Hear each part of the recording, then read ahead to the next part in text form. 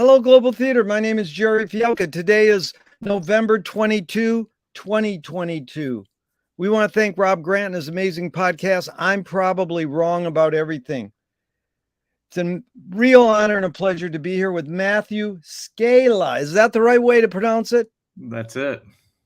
Matthew, where in the heck you calling in from? Los Angeles. That is cool, dude. The first question is, what is the best thing for a human being? The best thing for a human being. Wow. I would just say meditating or, being here and now. Oh, I love both those. Yeah. What's your favorite form of information, how it comes into you?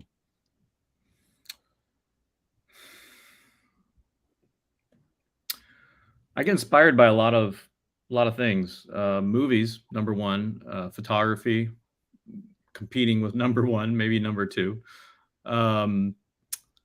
Paintings, music, all of it really. Good. Let's stop there because that was perfect. We'll get into all those. Why do you think humans collect or gather information? I think it's because by nature, we have this ultimate question about why we're here, and any information we get, gets us a little closer to a possible answer. You implied it, but I'm going to ask it anyways. Is this need or want to collect information more innate or more invented? I feel like it's innate. I think it's needed. I think it's part of our instincts. Yeah. As human beings. Yeah. Do thoughts create emotions? Yes, absolutely. Yeah. Matthew, fill in the blank. I don't know what I think until I study it, research it. Ooh, I like that you laugh too. We're here to have fun, so yeah. Study it and research. Two of my favorite words. Until I have time to think, but you don't want to answer a question with a question, right? Oh, you don't want to. Well, look at you. You pose that. You don't want to answer a question with a question. Well, that's whenever anyone answers a question with a question, I say you win. That's what this series is all about, inventing new questions. So you flipped it into another level there, dude. Time to think. That was good. Yeah, because McLuhan says, I don't know what I think until I say it. Joan Didion says, I don't know what I think until I write it. Mm. Can humans think without language?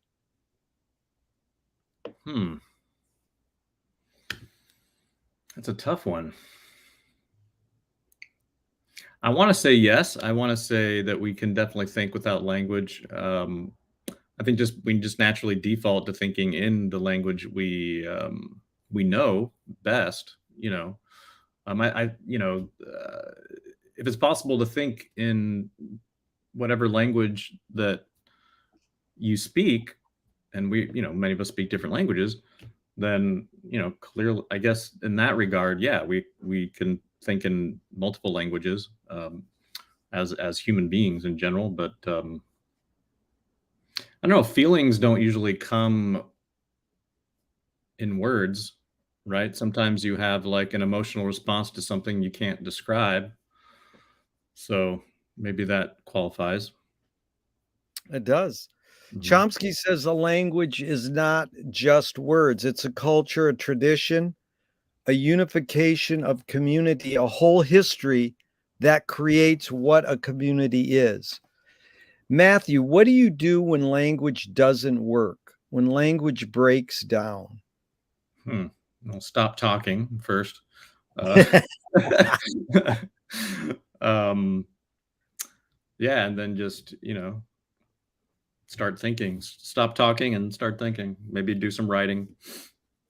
Yeah. Stupid question. I know it's both and it depends, but your observations of humans in general, are we more thinking beings or more feeling beings? I think I think there's both. I think to me, it's almost like the difference between apathy and empathy in a way. There's people who are by no fault of their own or no benefit of their own. There's people who are prone to be more apathetic, and there's people who are prone to be more empathetic.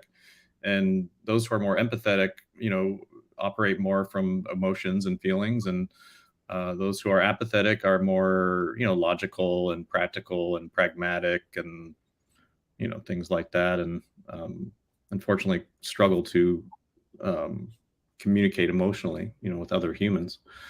But that can also be, learned, I think. Yeah, because we think we can separate feeling from thought, but probably can't. But we invented the words, so then we think the words do that. Like Yeah.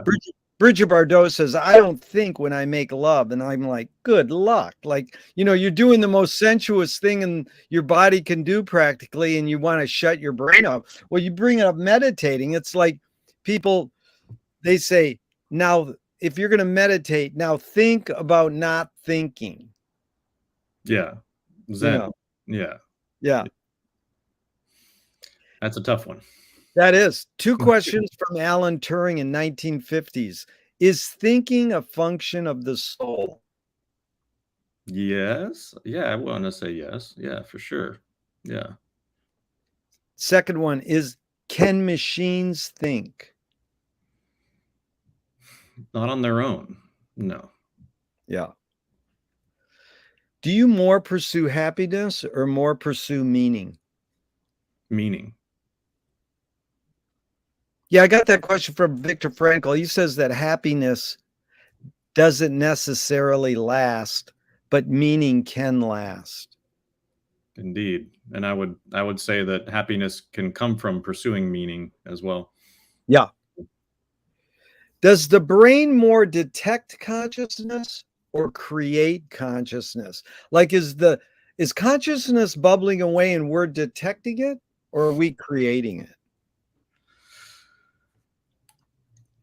I think we're detecting it. I think we have, we cannot possibly conceive or perceive how powerful our brains are.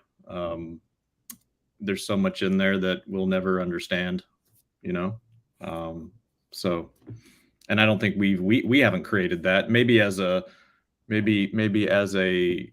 group of human beings that go back from the first human being, maybe collectively we've created that, but as individuals, we certainly have not. What's faster, speed of light or speed of thought? Whoa. Light, I guess. Thoughts can be very slow, especially when we're constricted to like if we're thinking using the language that we know, we're very limited to how we can understand our thoughts, because our language is also very limited in expressing what we think. So yeah, I would say light is probably much faster because of that. Yeah.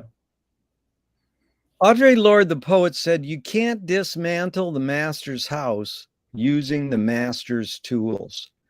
Yvonne Rainer responded to her and said, you can if you expose the tools. What new tool do you suggest? If there was a tool that could minimize the tools you already use, I would suggest something like that. These days, we just have too many tools, and it's hard to really know which ones are best. And yeah, there's one that I just encountered again today, where these people have, like, your website's amazing. I really appreciate it, how clear and clean it is, and learned a lot. Thank you. Nice links. Thank you. It's like now they have these, I forgot what it's called, but it's like one link that links 5 of your websites. So, what's it called? A landing page. Oh, a landing page. Yeah. Yeah. So it is, the landing page sort of minimalizes this overload people get, like, ah, Yeah, it you know. does, but then at the same time, it's like it's a portal to just, 5 times more things instead of just one link to one thing, you know? But it's all in the appearance, right? Well, it looks cool. Like you now, I don't have to weed through your shit to get to what. Yeah. So what new toy do you suggest?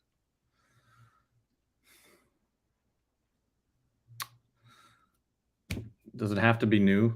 No, no, no. See again, this is the thing, Matthew. It's Yeah, me and you. yeah. It's me and you psychoanalyzing the wording on my questions. Yeah, yeah. I mean, Yeah, these yeah. days I welcome new verbs, new nouns. Yeah, a lot of times people go, well, it's not new, and that's totally fine. Yeah. maybe it's a new concept for newer generations, but the tool I recommend is just simply, a pen and a Yeah. paper. Yeah. Yeah. That's good. Yeah, that's why my head is looking down a lot, and people viewing think this guy's like, it's because I'm taking notes. Oh, nice. Yeah. I can't take notes. I can't write without looking down at the paper. It's just a bad habit, I guess. So, what do you worry about when you go to bed at night?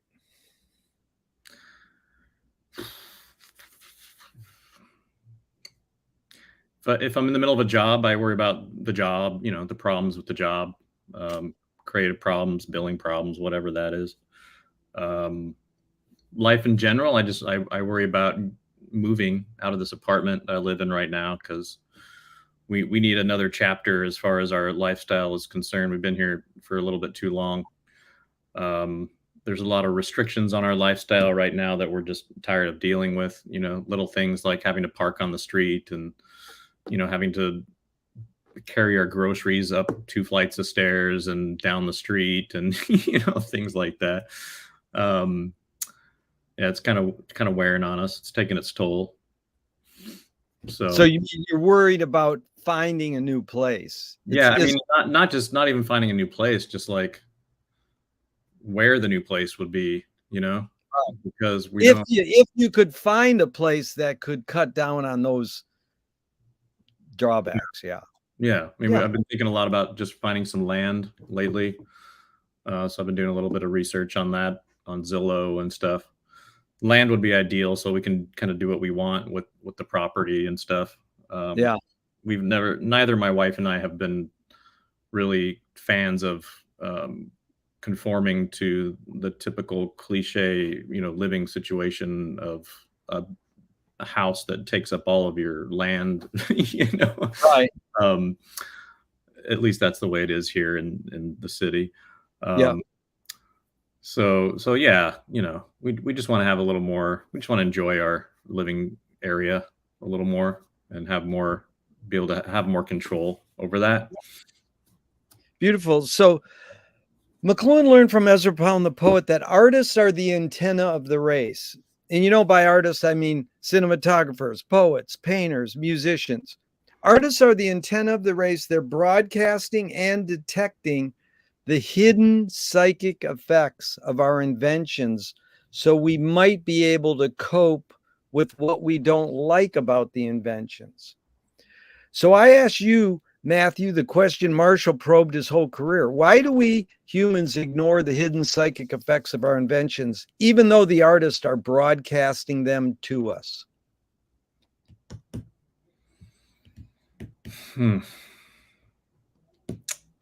It's a deep question, man. All of these are. I love it. I love going deep. It's one of my favorite things to do, in fact. So this is really cool. I don't know. I feel like I want to go back to the language kind of thing. Like maybe we hide them because we don't know how to understand them, or we don't, it's too intimidating to try to express or understand or realize what's going on. And, you feel like maybe you need a therapist or a psychiatrist or something, or some professional who's studied that for, 4 to 20 years or whatever to try to figure it out. But then, do you want to pay for that? Do you want to take the time for that? Or do you just want to let it manifest on its own? Yeah. It's heavy. We're going to get into a lot of what you just said, All right. but onward. Do artists have moral obligation? Yes, certainly. Are you more afraid of new ideas or more afraid of old ideas? New. Can you conjure up your earliest memory ever or one of them? Yeah. When I was probably like 2 or 3, my bedroom had a slanted ceiling, and when I was the youngest age in that room, I would like sit up in my bed and everything would be fine. But as I got bigger, I would sit up in my bed and I would hit my head on the ceiling. Whoa. um, that's pretty much the memory. What city was that? I believe it was Palo Alto or somewhere around there. Yeah. Yeah. Is memory more a curse or more a blessing? I think it's certainly a blessing. I mean, of course, it depends on the memory. You know, if it's traumatic or something, you don't really want to remember that. But um, if you're able to just kind of focus on the good memories, I think it could be they could be incredibly fulfilling. Thinking back on things. I'm 48 now, so like I've already started to experience just like looking through my album, you know, from high school, and just like it's just so fun. You know, it's like butterflies in your stomach, and you know, it's just such a great. It's like watching a movie and getting that nostalgic feeling that we all crave. You know, it's wonderful. But Good. it's real. It's yours. It's not a movie, so that makes it even better. You know. That's Yeah. it. Yeah. Beautiful. Tell me someone within your immediate family and then outside your immediate family, just briefly, who had an impact on you, kind of like a role model. And what specifically was that impact?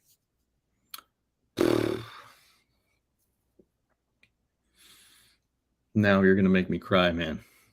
Oh, Because it's my uncle, and he passed away a few years ago.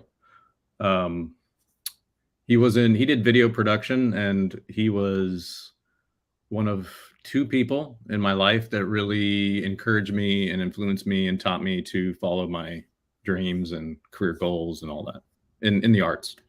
Like my family were always supportive in reaching goals and setting goals, but they didn't really completely understand, you know, going after goals in the creative fields. That they didn't really understand that. So it was hard for them to relate to that and support me through that. But my uncle was really great filling that role, and so were some of my teachers in school and stuff like that. yeah. Yeah.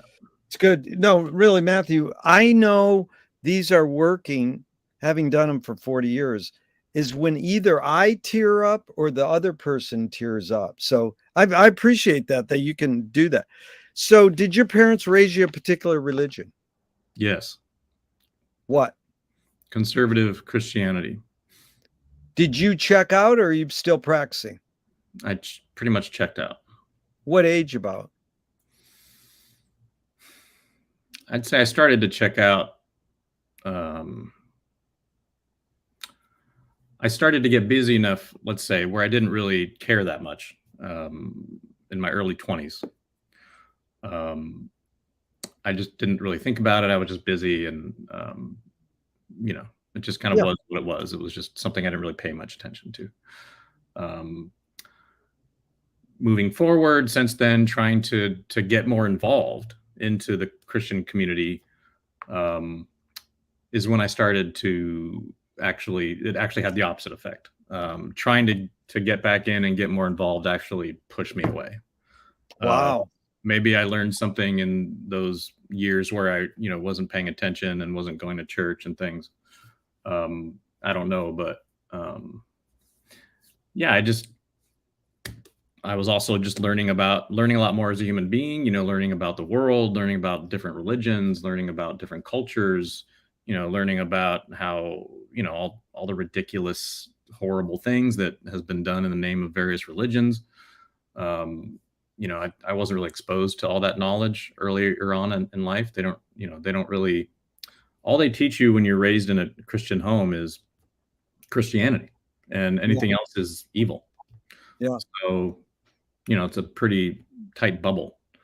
And just that concept alone is awful to me, at this point. Like, I couldn't imagine, you know, I don't, I don't hold anything against my parents. They did the best thing they thought, that they could do. They were, of course they had good intentions and all of that. And I didn't experience any trauma or anything bad from it or anything. It wasn't like a cult or whatever, but I was very shielded from like popular culture. So like when I came out into the world after I moved out from my parents' house, started going to art schools and stuff like that, I kind of felt like I was very naive. I didn't know about all the popular art and music, and I was very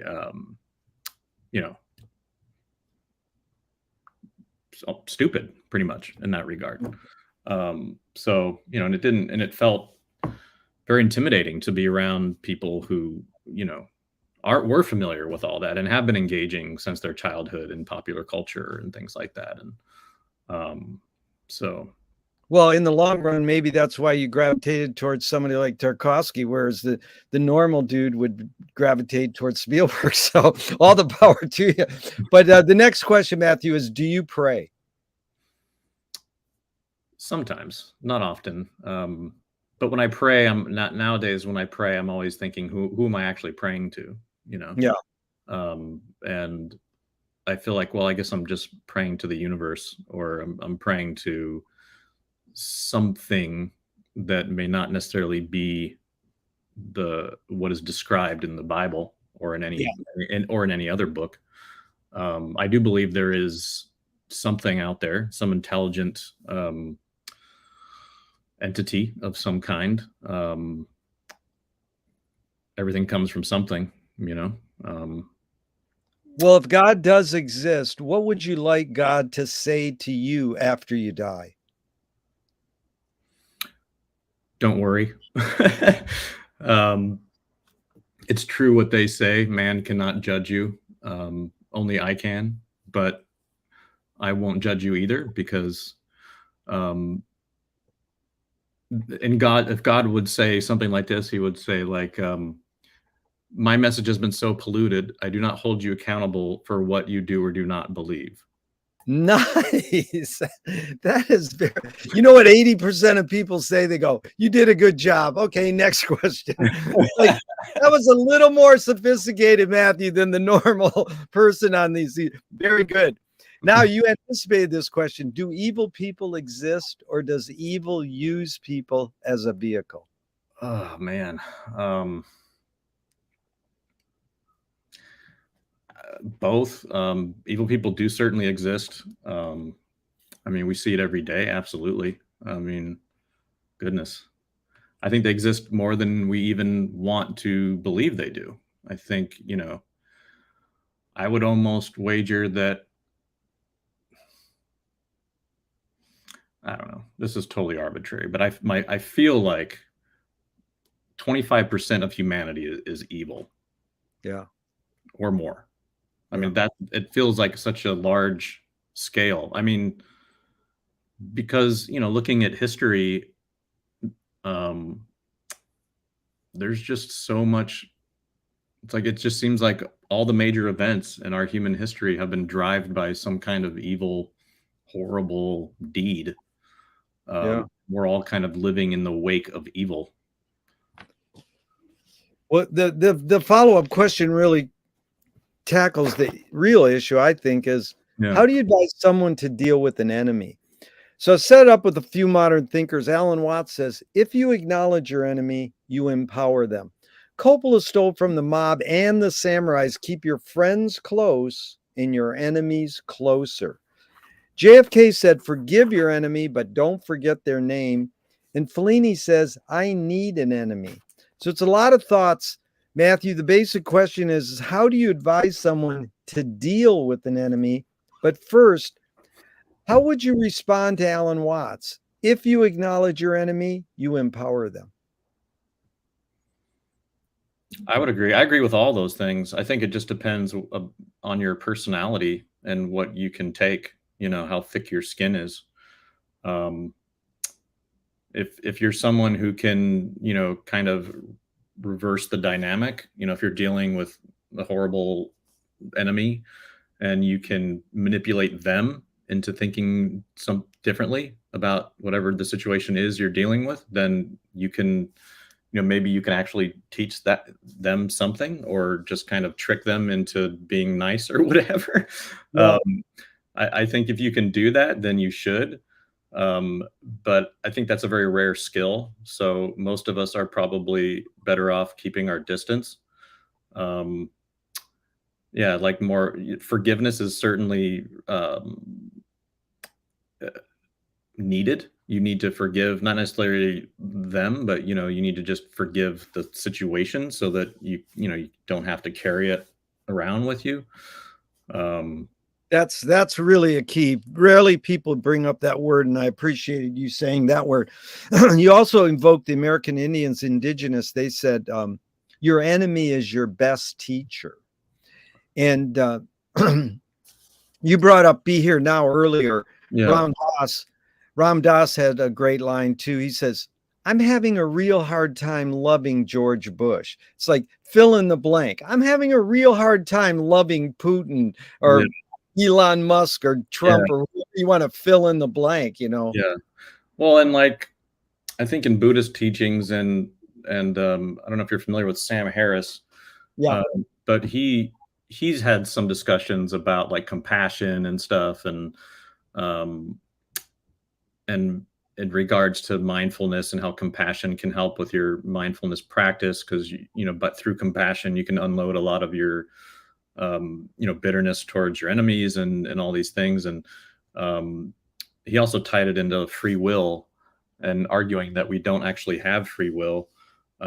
So in his idea or theory that we don't have free will, um, unloading any negative feelings towards others will help, with your mindfulness practice and being here and now, and whatnot. And to wrap it all up, you have compassion, for these evil people, because they probably didn't learn to be evil, or I mean they probably learned to be evil from their parents or from whoever they were raised. It's not like their fault.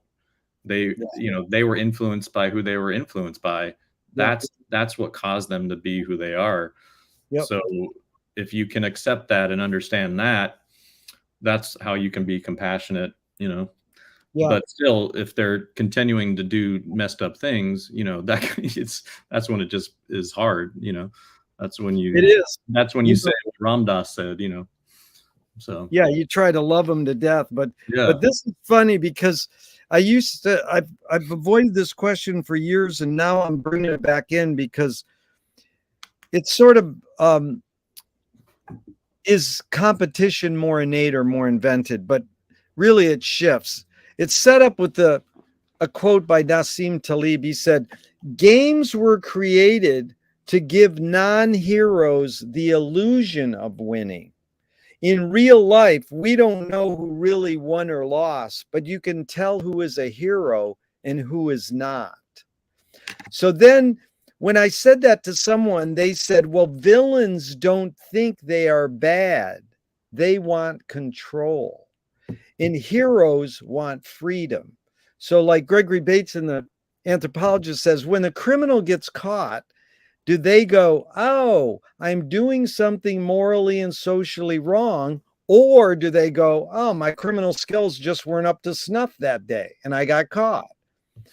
So, in the long run, like you said, 25% of people are kind of evil. Well, everybody's capable of evil, but when they start doing evil things, what do we do?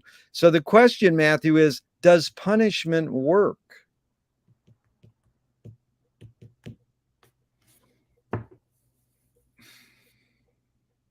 yes and no. I mean, it works if you can punish the person, if you're able to, but in too many cases, we're just not able to. Yeah. Um, because of all the power and control these evil people are able to attain. They're above the law, so you Yeah, can't. that Enron documentary, The Smartest Guys in the Room. I went up to the producer and I said, dude, your film is sort of just a training film for up and coming capitalists, because, you know, all they do is get a hand slap and get sent to a country club jail. And he goes, yeah, I guess so. It's true. Yeah. Yeah.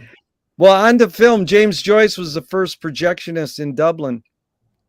He basically checked out. He said, this is stupid. Why should I go inside a building and see a movie of a tree when I can go outside and see a real tree?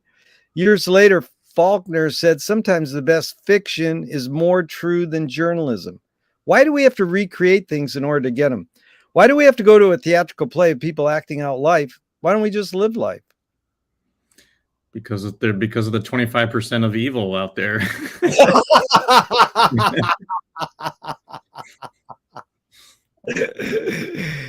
And yeah, well, even when there is evil in a movie, at least you're experiencing some kind of, you know, retribution or revenge or justice, or, you know, there's always like the evil guy never wins in a movie, right? I mean, they may survive, but they don't win. I don't know about that. I mean, to me, Scorsese's whole career has been hoiking up the mob and romanticizing it. James Cagney and Bogart just romanticize gun use. So, I mean, that's just another thing. But It is funny because John Waters rooted for the Wicked Witch in Wizard of Oz. And he grew up to be a successful filmmaker and a storyteller and an artist. But, you know, he was rooting for the evil. I can't recall a movie specifically, but I do recall having empathy for villains in movies before and hoping that they would get away with it, you know? Yeah.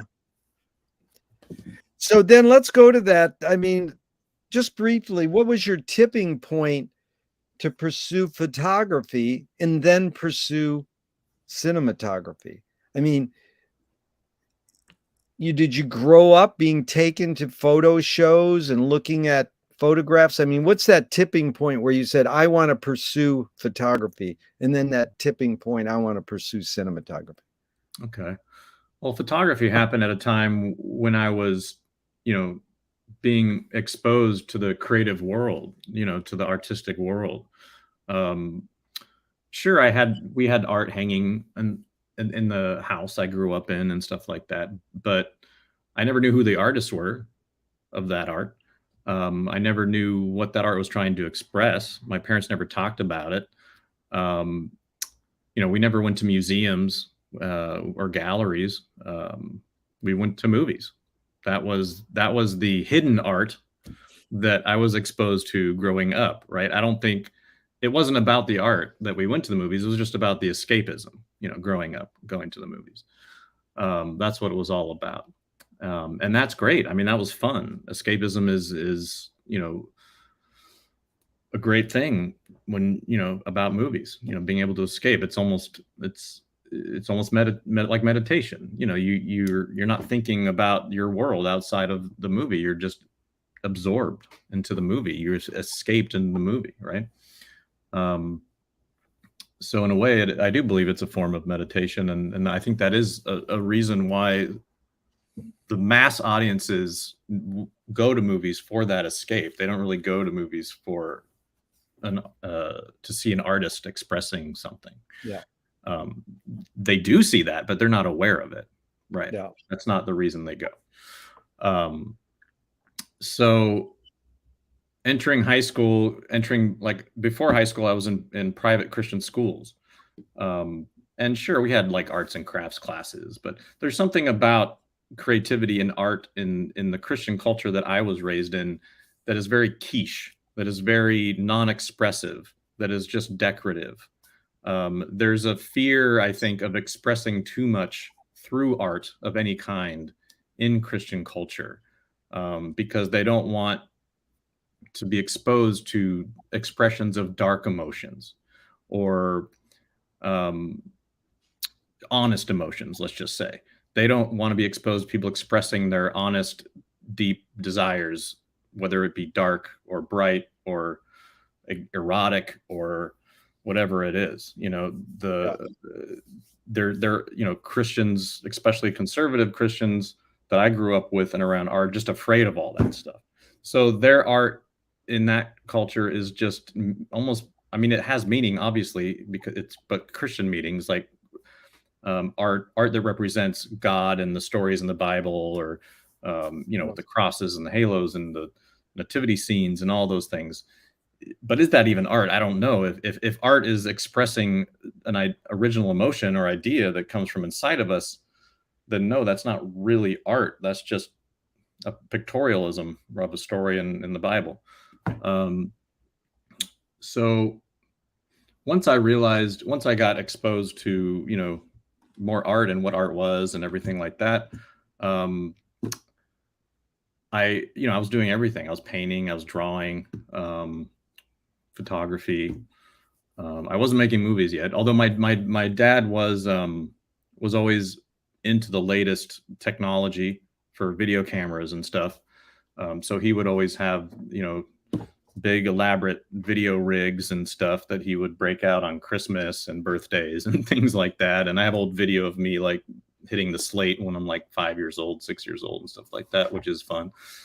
Just, fooling around, trying to pretend like we're shooting a movie, but we're just shooting home videos.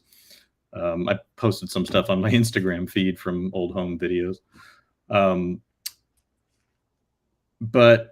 But at that time, I had no interest really in filmmaking. I just thought films were just, it was like China, like a foreign language that I would never learn, or a place I would never go to, or, something that was completely inaccessible. It was just, out there, too far out. Yeah. So going into high school and starting to take, art classes and electives that were art classes, I always chose the art classes for my electives. And, the thing about photography, and I enjoyed all of it. I liked the drawing. I liked the painting. I loved it all. But there was something about photography, the process just in the darkroom of processing a roll of film, and seeing the images come out on the negative. It's like magic. And it's like instant gratification. And then there's still a process of, deciding which one of those is worth printing and showing to people, and then you start to learn, you could actually, express ideas through still photography, just similar to how you can through painting and drawing and stuff like that. Not the same, not at all, but similar. You still have a certain way of seeing the world that is uniquely yours, that you can share, and I love that idea. I like that idea. And I liked the fine art aspect. I got into Ansel Adams, and I loved how technical of an approach he had, how scientific the approach that he used was, how serious he took it, that he wrote these books that were basically science books on how, he would expose his negative and print his pictures. I was just fascinated by all that stuff. And there was something about the process that I just really liked.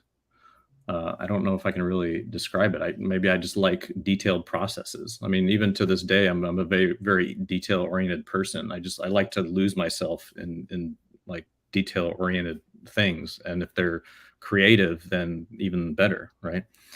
So maybe that's why, but so anyway, like right out of the gate, I was pretty hot on photography, and my instructors at the same time were just always telling me how they liked my stuff. Like even when I first started, like the first roll of film, they were like telling me, "Whoa, is this your whoa?" They were just giving, they were responding with a lot of enthusiasm and compliments and kudos, and that's continued to this day, throughout my life. And that was a huge part of it too. Like if that didn't happen, I probably wouldn't be in this career.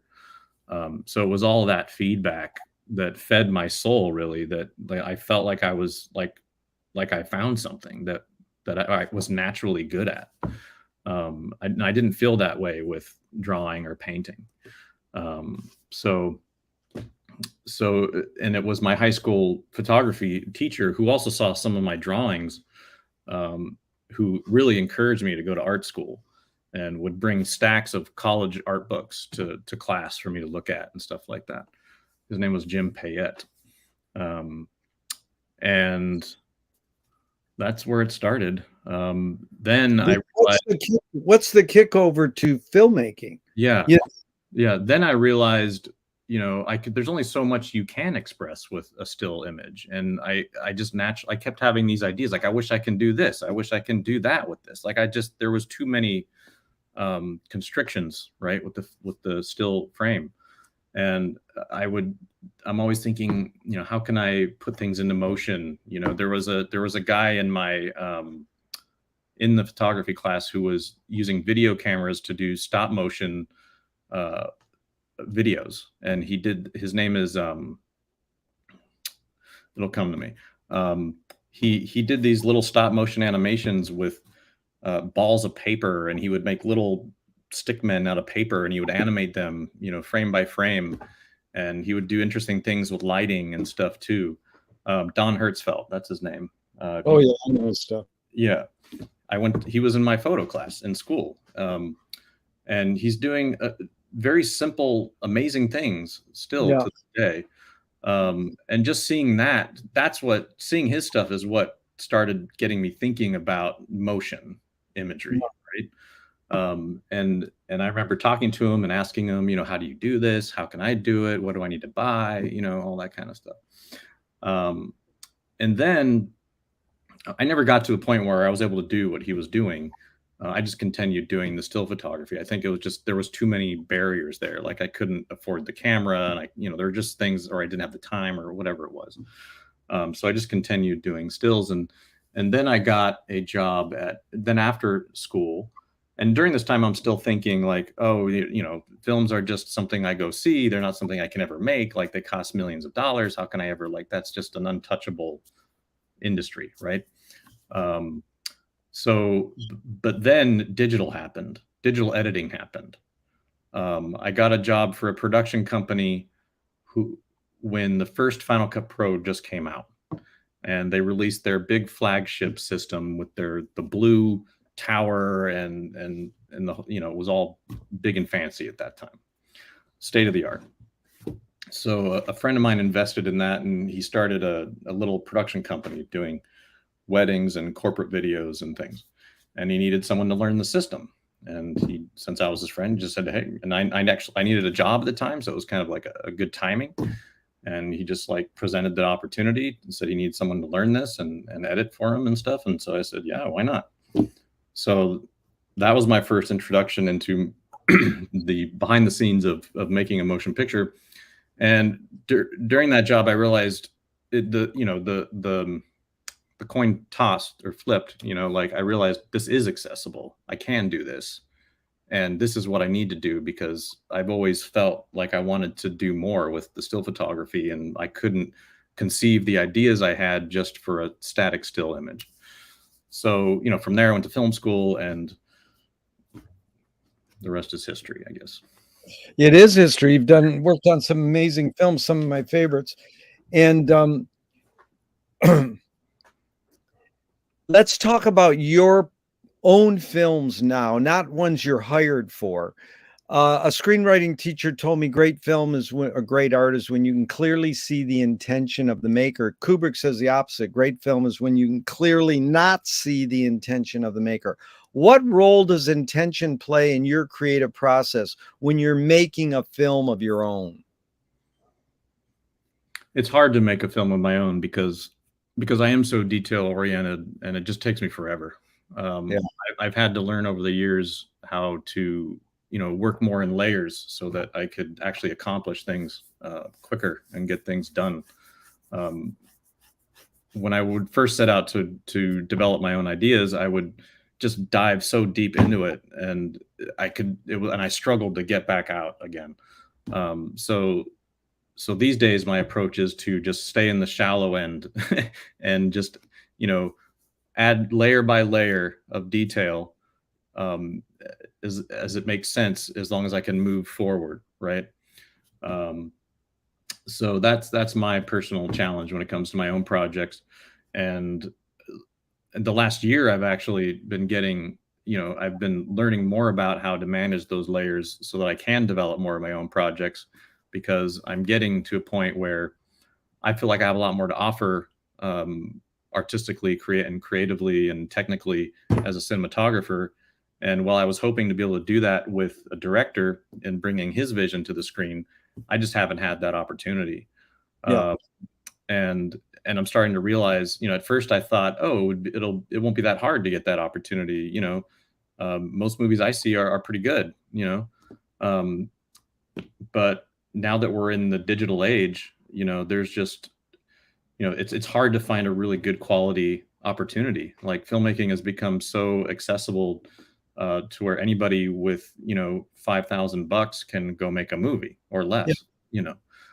So it's just, and the mountain of people doing that is humongous. Yeah. And so and my job is to serve those people that are piling up on top of that mountain. So it's hard to find the ones who are doing the quality work.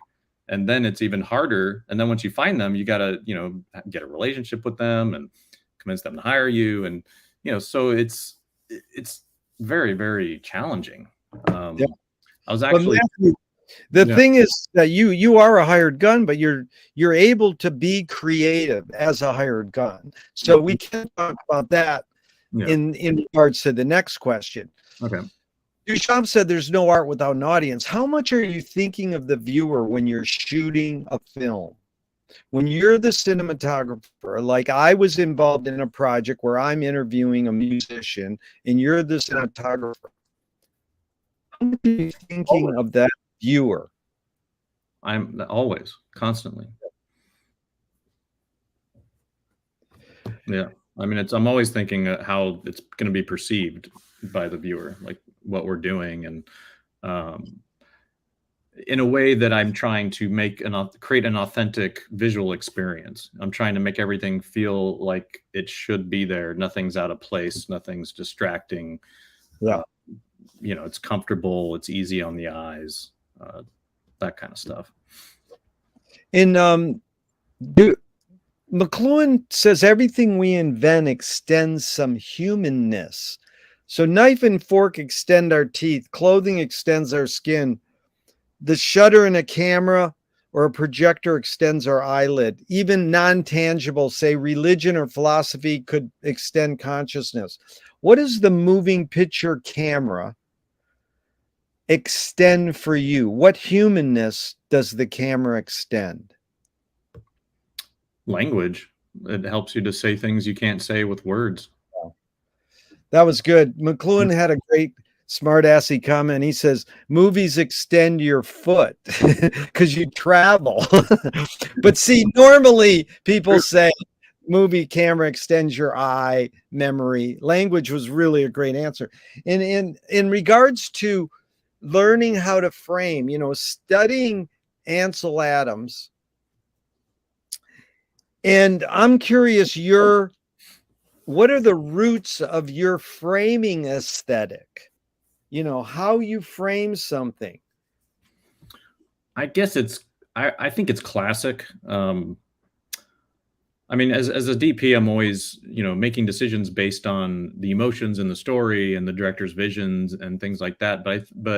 And sometimes that challenges me to do things I wouldn't instinctively do or naturally do, which is great. But instinctively, I think my approach is pretty classic. Like, I like balanced frames, light that leads the eye to the subject that is the center of attention. I like dark cinematography, but I struggle with dark cinematography where the characters are darker than the background. I struggle with that. It's very trendy right now. Yeah. Oh God, give me a break. It's like, I can't see. I mean, now you watch it on the small screen like I do. I don't even go to big movie screens. I mean, you watch it on a small screen, it's like Squintville. But it's, when you say classic, where did they get their framing aesthetic from?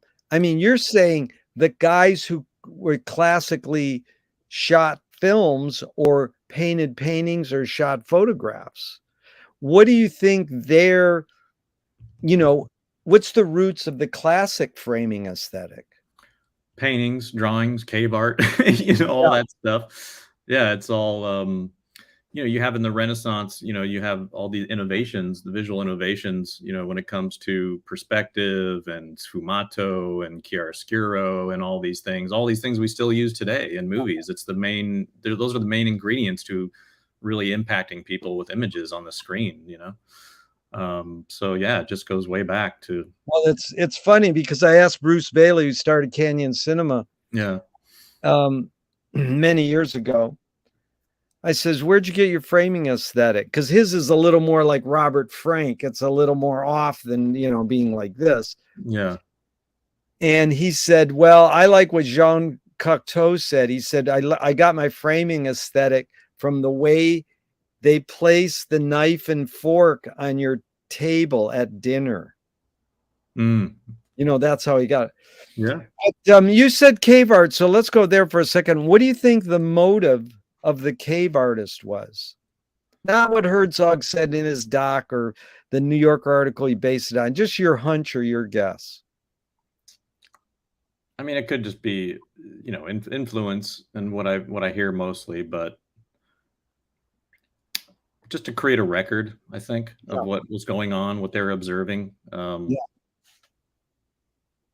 Maybe to study, to remember what an animal looked like so that they can separate it from another similar looking animal. I don't know, stuff like that. And also, my friend has the 3 T's of music. They're applicable to cinematography: technique, theory, and taste. Technique, you've learned how to do this with a camera. Theory, you've learned the classic framing and you went to school and learned, how does one acquire taste? What makes you gravitate towards, I Am Not a Negro, one of my favorite films ever, to even write about it. And, Tarkovsky, as opposed to other filmmakers. How does one acquire taste? I feel like part of it is nature or natural. I think I feel like I've always kind of been drawn to the same kind of art, whether it be film or anything else. I've always been able I've always had an opinion on what's good and what's bad. But how did you form that? I mean, people say taste, it's a gut feeling. Where does that come from? Like, what's the roots of having taste? You feel that you've had it, but where did it come from? Maybe it's emotional. Maybe it's a part of being in touch, with your own emotions and the emotions of others, back to empathy, I think if you did a study on, empathetic people versus apathetic people, you'll find that empathetic people are more into art and music and are more discerning when it comes to the things they consume. And maybe apathetic people, not so much. Maybe they don't care, maybe, like movies are escapism for apathetic people. Movies are poetry for empathetic people. Yeah. The movies you just mentioned, those are all very poetic films, Yeah. So I am certainly drawn to poeticism. There's a certain rhythm and cadence and pace and style to that type of poetry that I can really connect with. It's interesting. The pacing is part of it because, I'm not into like fast things or things that go, that happen quickly or ideas that come across quickly. I like to observe things for a while and absorb things. I like shots that don't cut for a long time. I think you can connect better with those things. Yeah. It's really good. A couple things led perfectly into the next question, but Igor Stravinsky says, most people don't know what they like what they know. So if you feed everybody Spielberg, they're going to go, Spielberg's a great filmmaker. all the power to them. But you know, that's what gets the most exposure. And Gary Snyder, who's a nature poet in the beat movement, said, "My task as a poet entails seeing the world without language, then putting that seeing into language." So I think that's what you mean by comparing films with the word poetic. You know, that's poetic. It's like almost a new way of seeing. But I was lucky to talk to Michael Apted about 40 years ago, and I asked him, why do rock video editors feel so obliged to edit fast? Most people don't know Abel Gance invented rapid montage in 1922, but in 1980, MTV fast editing was flourishing to the point where Marty Scorsese said, "Hey, I cut my films faster because of MTV." So Michael Apted said, because we've learned to take in information faster. So I asked this question with a bias. Can we literally learn to take in information faster, or are we just brainwashed to believe we can? I think we just put up with it and we adapt to it because we have to, because that's just the way things are going. And if we can't do that, then we think we just have to retreat and go into the woods and live in a cabin and detach from society. It's like being a part of society these days it's a fast-paced world, whether you like it or not. Yeah. It's like getting on a roller coaster and looking for the dial that you can turn down, but there isn't one. It's just it is what it is. It is. So the hidden question here, Matthew, really is, can humans literally multitask? I believe we can, but it's not effective. It's not the most effective or productive way to work. Yeah. Whether it be creative or not. It's just, I think there's plenty of studies out at this point to prove that, I think. Billy Wilder said black and white is more true than color. You brought up the word honesty earlier. Yeah. Why would Billy Wilder say black and white is more true than color? Any comments on that thought? Sure. Yeah, I think because you're getting rid of layers of distraction, so you're getting to the truth faster. Yeah. It's not that the truth isn't there in color. It's just there's all that color in the way. So I think that's what he meant by that. You're making the access to the fundamental truths of the movie or the photograph quicker and more obvious psychologically.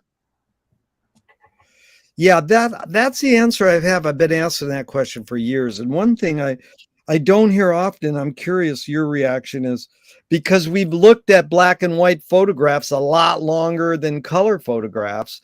And, not that kids are raised on black and white films, but the aesthetic of truth in freezing time-based medium is that black and white's been around longer. So we say, oh, that looks truer. But I think the layering is good too. I just think, cinema's not very old. It's only 130 years old. Yeah. So back to truth. Louis Buñuel says, I'm for anyone who seeks the truth, but I part ways when they claim they found it. Now, everybody I say that to go, that's great, I agree. And then one guy goes, that's bullshit. If I'm going to seek something, I want to find it. Yeah. I'm out to find it. So the question is, Matthew, yeah, if the cliche is the journey's more important than the destination, why do we have to name a destination or seek a destination if the journey's more important? I don't think we have to. I think it's just part of who we are, to seek answers, to the big questions. So there's that. I mean, for me personally, there's certain things that I have to do, whether it be seeking an answer to something or making a photograph or creating a shot or something like that. Like there's certain things like that that will haunt me for my whole life if I do not execute them. Yeah. So there's that. I often refer to it as my convictions. or something along those lines. And I think for me, maybe others, those questions are the same kind of thing in that regard. You want to, just through the seeking, it lifts the burden of not knowing, because you're on the road to knowing. So you have a peace of mind. That burden isn't there. You're on the road. So I would argue that if you stay on the road too long towards the same destination, then there's like a statute of limitations on that. You're going to get fed up at some point. You're going to lose your patience. You're going to, enough is enough. Let's move on,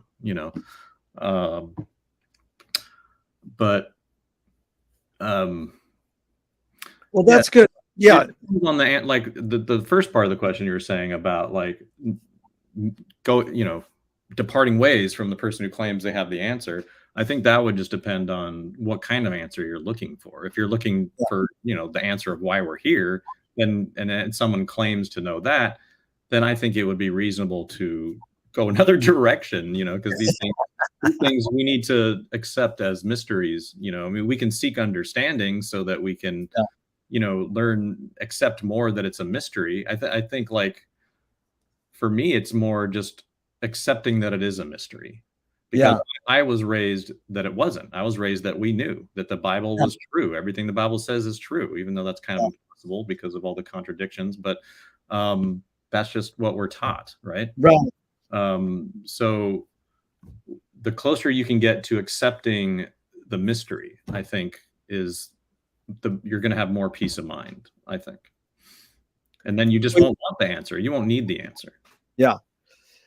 Boy, you got ESP up the yin yang, dude, because look, the next question is, what's more important, conviction or compromise? But before I ask you it, I got to tell you, the people in Paris in the 20s were called flaneurs. That's psychogeography. They just wandered aimlessly and changed the world, sat at coffee houses and just passed the time away daydreaming.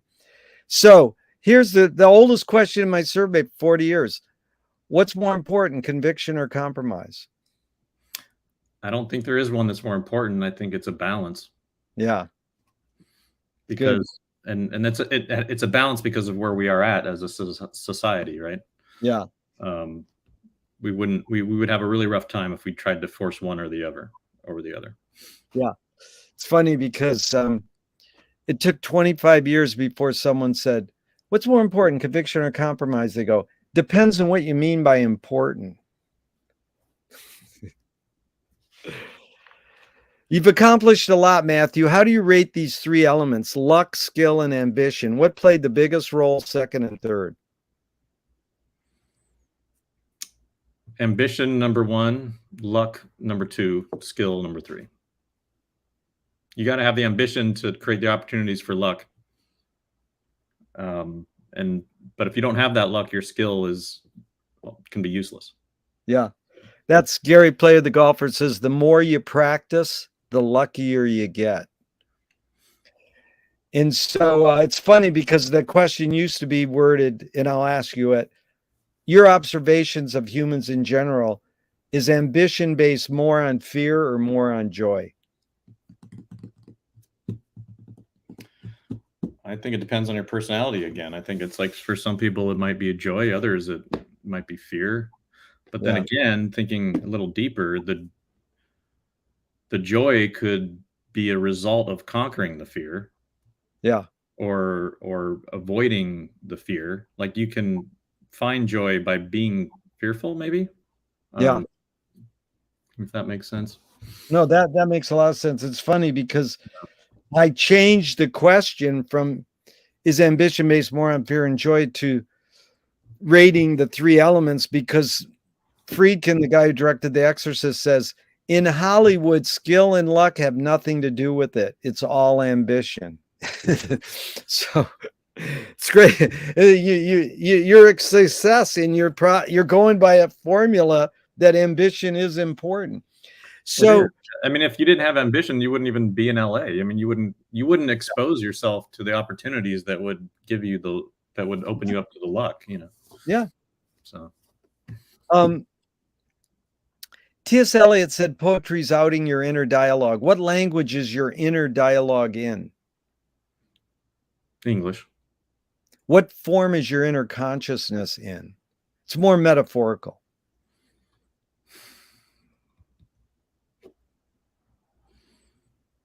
Man.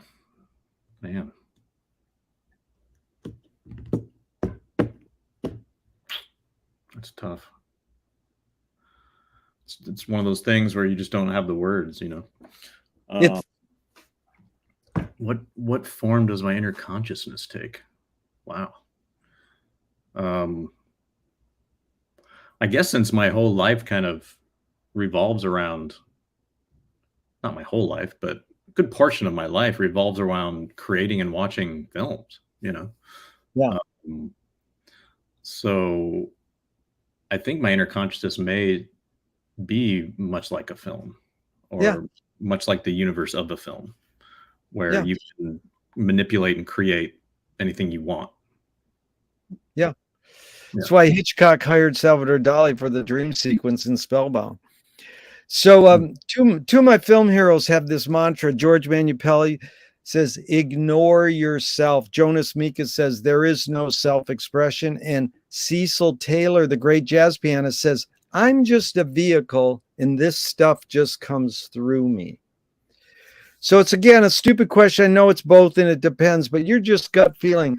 Is art making more self-expression or more your vehicle for whatever technologies, culture, and environments are dominant?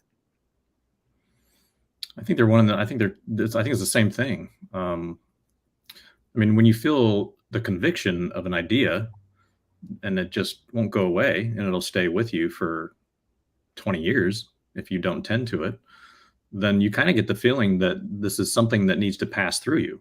You know what I'm saying? Like, and you're just the vehicle, but right now you're just stuck at a stoplight. You're not letting it through. You know what I mean? Yeah. So, yeah. Can art making be egoless?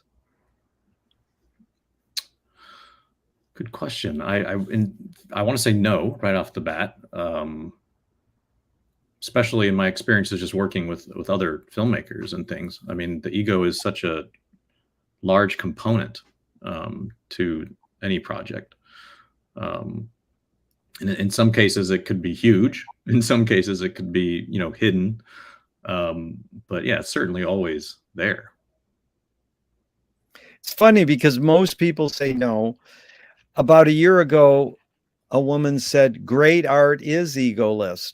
And then a couple months ago, a woman said, great art has to be egoless. So it's really an interesting thing because it's about how people create things and how they're digested by the viewer or the seer. You know, McLuhan called it the user is the content. So it's like, how does one thing become so popular and so, you know, impactful, you know, when it's not all just marketing. So there's some sort of universality which could be deciphered as egoless. So I don't know.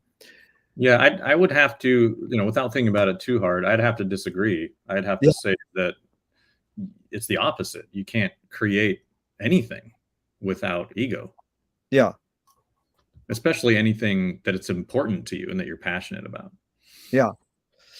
Well, just talking about documentaries, because that's where we met on a set of a documentary film. And thanks to Monty for introducing us. You know, Frederick Wiseman's made like 50 films in 50 years. You know, and I'm sure you're familiar with Frederick Wiseman's films. Or are you? Remind me of a title. Well, he's famous for Titicut Follies, but basically he makes a film every year about, and there's no lighting, no voiceover, no music. It's sort of like the purest film. So the difference is Fly on the Wall or Fly in the Soup. So, fly on the wall is observational cinema. Fly in the soup is where the documentarian is showing their presence. Mm-hmm. Now it's almost formula. You have to make a doc and make you, the maker, part of it. Rumble was that. You shot Rumble. That's a favorite of mine over the last few years, but it's more so of what it taught me. But, he makes himself present. Yeah. I don't know. Raoul Peck doesn't really make himself present in I Am Not Your Negro, but James Baldwin is definitely present. He makes himself, I feel like Raoul makes himself present, but he makes himself present through through Baldwin and through Samuel L. Jackson, who did the narration of it. For some of his other work, Raoul would do the narration himself. Yeah. But for this one, it was Samuel Jackson, and I don't know if it would have been much different between the two, but Baldwin is the screenwriter. I mean, the unique thing about I'm Not Your Negro is I thought it was the first time in film history where the screenwriter is reading their script and is present on the screen, because the screenwriter of I'm Not Your Negro is James Baldwin. Yeah. And so it's his words. And then my friend said, no, Rocky, Sylvester Stallone wrote it, and he's voicing himself. So, I mean, there's different degrees in a documentary, but just this idea of observational cinema could be considered more pure because there's no added sound, no added music, no added narration, even though Frederick Wiseman calls his stuff reality fiction, Mm-hmm. So, I mean, just your thoughts in being involved in great docs, in writing about them as well, observing them. How do you navigate this conundrum? How much the filmmaker is present, fly in the soup or fly on the wall? How do you navigate between those two? I think it's a stylistic preference. It's also what the filmmaker feels is best for the story, that they hope is what the audience is also going to feel like was best for the story. So in a way, it just kind of depends on the story and the content and whatnot. And then, of course, technically, it just depends on your access and how much material you have to tell the story. Because sometimes you just simply have to elaborate on things that you weren't able to tell through images. So sometimes that's just a necessity to effectively tell the story, fundamentally speaking. So there's a lot of kind of limitations, just technical limitations and resource limitations and travel limitations, all these things. There's just so many things involved. Yeah. So it has to do with a lot of stuff, but I think if you were setting out to make a pure, like in photography, we have like the purist movement, where the photograph is not cropped. It's not, there's no dodging and burning. And sometimes there wasn't really a setup, nothing was set up in front of the camera. It's like either street photography or photojournalism or just pictures of objects that were found, and so like in that regard, I think you can make that same approach for a film, but you risk having too many distractions. You risk not being able to really connect with your audience because you're setting a very hard rule for the way you're making the movie. And then if you want to stick to that rule, you may never finish the movie because you may never be able to edit it together to convey what you're trying to convey, or you're just stuck having to tell a story that you wanted to be better or different, but since you made those rules for yourself, it just has to be what it is. So Yeah, no, I think you nailed it, because Yeah. what I appreciate, Matthew, is you're a good listener, and then you're into this thing called detailed process. You know, that you can articulate the detailed process as well as executing it. But you brought up the word story, and I'm interested in Hollis Frampton, great filmmaker, said narrative is born among the animal necessities of the spirit because we're waiting to die. Can you forget to die? Like metaphorically speaking, or like actually? Again, that's the trick in that question. Yeah. It's up to you putting it into the context you want. Yeah. I think yes, to the degree where you can just accept death and not be afraid of it. Yeah. So you can just forget the fear of death, or just forget the whole concept of death and reframe it as just part of your cycle, right? Part of your life cycle. Yeah. So yeah, I think you can in that regard. That's beautiful. Yeah. Tell me one major element of your creativeness that stayed the same and one element that's changed in the years you've been doing it. I think I understood, but can you repeat it one more time? Yeah, one major element of your creativeness, you know, your pursuit to be a creative person. One major element that stayed the same and one major element that's changed in the years you've been doing this. Okay. Yeah, it's a little bit of what I talked about earlier about, not diving too deep into an idea. Right. So like, I'm not alone in having a lot of ideas. But I have a lot of them, and they come, and sometimes I might obsess over one for a couple weeks, and then it'll be gone, and then it'll be replaced by something else.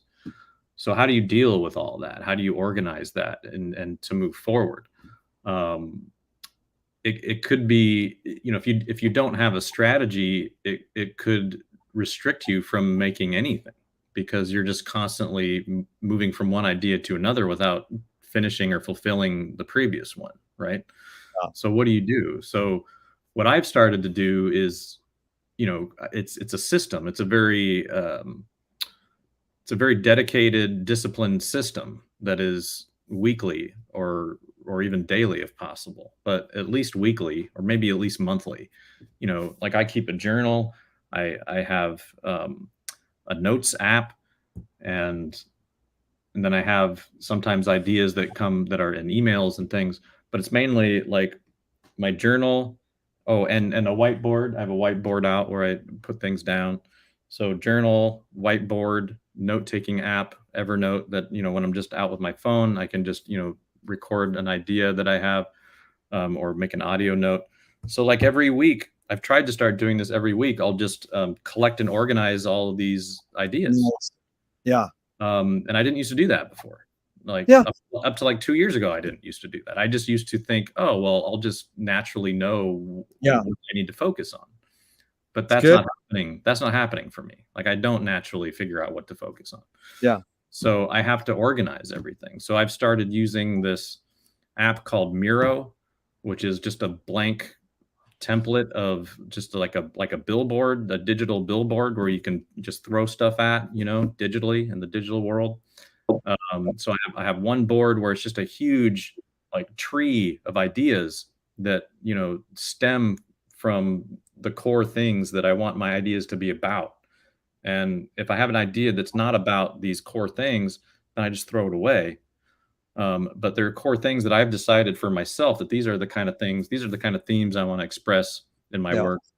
So if I have an idea that doesn't express those things, it's either filed away for 20 years from now or just gone, right? Because that's one of the filters, right? That's how I narrow things down. That was good, Matthew. Let's move on because we got about 10 more minutes. And again, I really appreciate your time. Yeah. There's a line that goes, you create what you resist. Bob Goldthwait, the comedian, morphed it into, you are what you hate.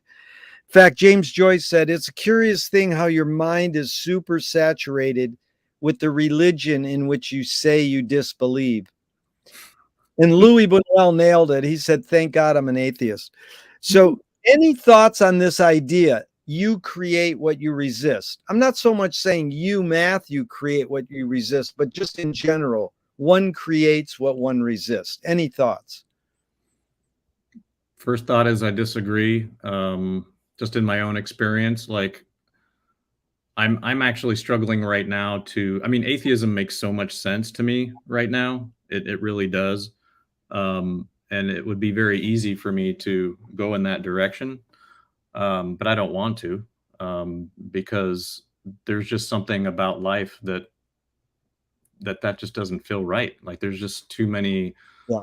too many mysterious things, you know, and too many, I guess you can say a word like supernatural or something like that, but that's not really the right word, but something like that. Um, Comings and goings, and that, like everything from these convictions, like where do these come from? Why do I have these ideas? Maybe it is just my ego, you know, and it has, and the ego is isolated in me and has nothing to do with anything else. But then again, like someone on the other side of the globe has the exact same idea as I do, or is Yeah. creating the same style building as I am, or is making the same kind of music that I am. How does that happen? Yeah. Yeah, they say that it happened when television was invented. Really good. So here's 5 Alan Watts questions, just off the top of your head in a few words. First one, who started it all? Uh, it's a mystery. Are we going to make it? We have made it. Very good. Where do we put it? Right here, right now. Who's cleaning it up?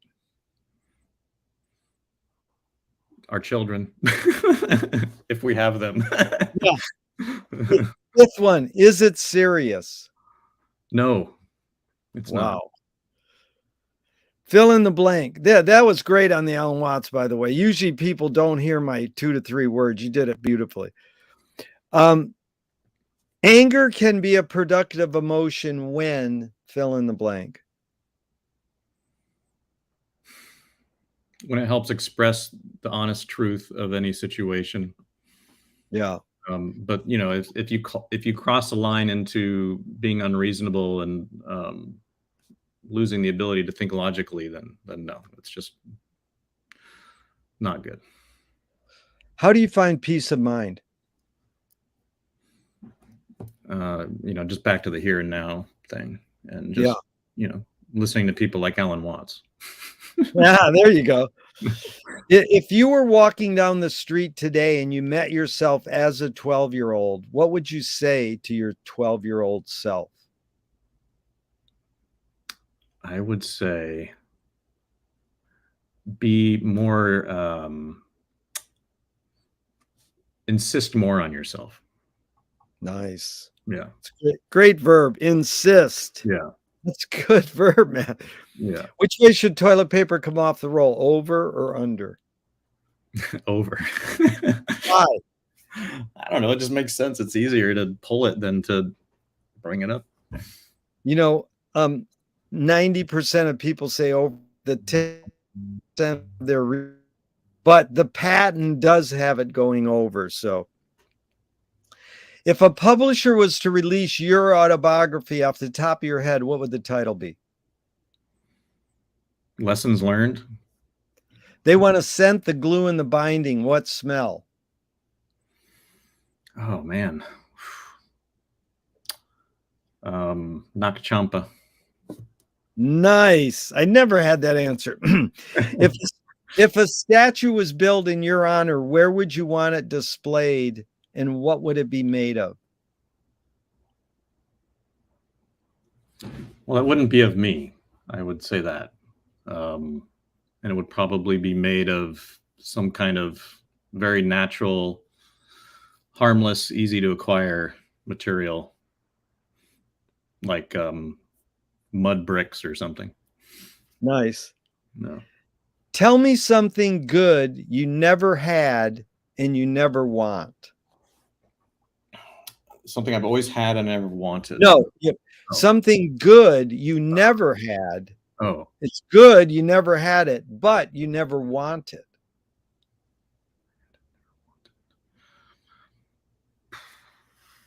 geez. Never had, never wanted. A mansion? It's good. If you were in a vat of vomit up to your neck and someone threw a bag of shit at your face, what would you do? What was the first part? If you were in a vat of vomit up to your neck and someone Mhm. threw a bag of shit at your face, what would you do? Just wipe it off. I mean, you're already in vomit, so. Wipe it. Very good. Just a couple more and we're out of here. Thanks a lot, Matthew. Stan Brakhage was introducing Tarkovsky in 83 at the Telluride Film Festival. And he said, I personally think the three greatest tasks for film in the 20th century are one, to make the epic, to tell the tales of the tribe of the world. Two, keep it personal, because only in the eccentricities of our personal lives do we have any chance at the truth. And three, to do the dream work, that is to illuminate the borders of the unconscious. Any updates you would make for the 21st and 22nd centuries for the task of filmmakers? I think we need to continue. I mean, it's unfortunate that we have to continue making fiction films that have very important messages that could make our world a better place. It's unfortunate that we have to keep making these movies because people don't get it. They refuse to understand in the large scope of things. So I think the movie that needs to be made is the one that finally makes people get it. Nice. What an aspiration. Yeah. Because D.W. Griffith, who sort of invented the feature film, said in 2024, cinema will end warfare. And it's like, yeah, good luck. We only got 2 more years and we're going to end warfare with cinema. People came out of the first Avatar, the biggest cinema event ever when it came out. And, it was anti the man, pro Mother Nature. And you'd go, what'd you think? And they'd go, good special effects. Yeah. They asked Sidney Lumet, can films do anything? He says, no, but it ain't going to keep me from trying. Yeah. I mean, Avatar was criticized for, just being another like Dances with Wolves or, something like that. But like, well, yeah, because hello, we're still living in this scenario. Like, nobody's getting it. Like, we're not changing. Yeah. So. High hopes. What's the cultural shift you see developing today that inspires you?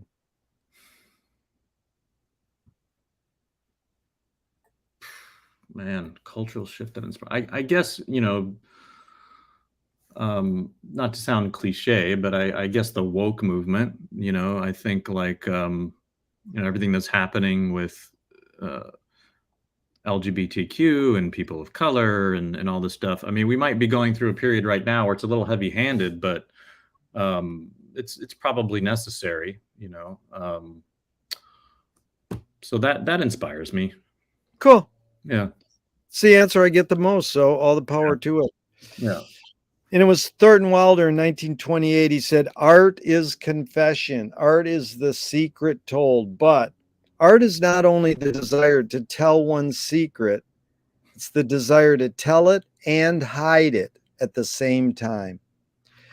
Matthew, you've laid your cards on the table for over 90 minutes. I'm not insinuating you haven't already answered this.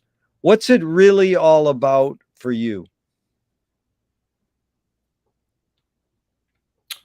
The like appropriate answer that I wish I could answer was, I think there's 2 answers. There's like the answer you want and the answer you prefer.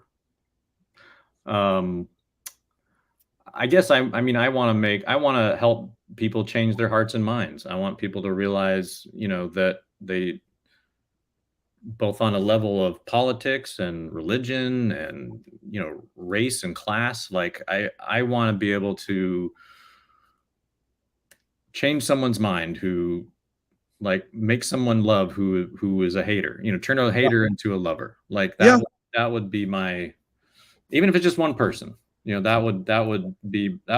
what I feel like I'm here to do. Yeah. Yeah. Oh, that's beautiful. Yeah. It's a high aspiration. I appreciate it. What gives you the most optimism?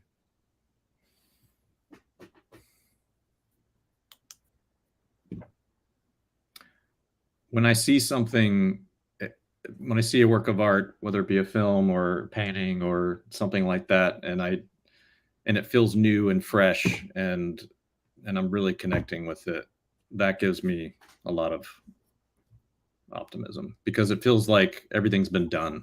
It feels like we've seen everything. Everything's been done. It's really hard to create something that it feels fresh and unique. And so when you see that, it feels very rare, like a precious gem.